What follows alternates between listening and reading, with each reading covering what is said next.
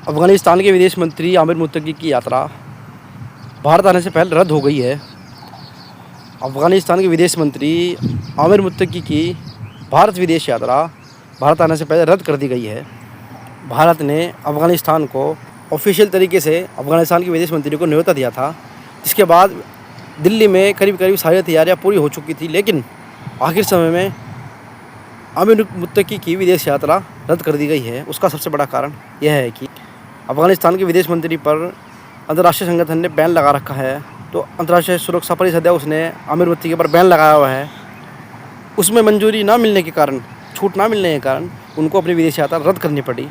अगर भारत में अफ़गानिस्तान के विदेश मंत्री की यात्रा हो जाती तो यह दोनों देशों के लिए एक मजबूत यह कदम होता, जिसको अमेरिका के लिए एक बड़ा झटका माना जाता। शायद इसीलिए अमेरिका ने यह विदेश यात्रा नहीं होने दी है।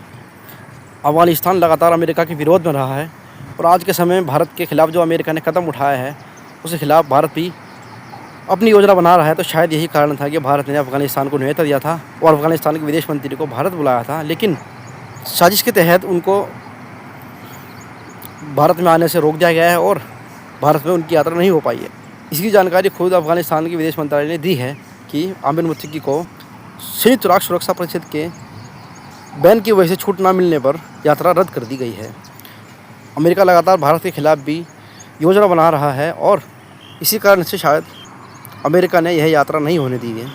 अमेरिका को डर है कि अफ़गानिस्तान और भारत मिल करके अमेरिका के खिलाफ़ बड़ी कोई कदम उठा सकते हैं, इसलिए उसने इस यात्रा को होने से पहले ही कैंसिल करा दिया है। अफ़गानिस्तान एक ऐसा देश है जिसने अमेरिका को 20 साल तक टक्कर दी है, उसके बाद भी अमेरिका को वहाँ से उल्टे पैर भागना पड़ा है और इसीलिए अमेरिका लगातार अफ़गानिस्तान के खिलाफ़ रहता है।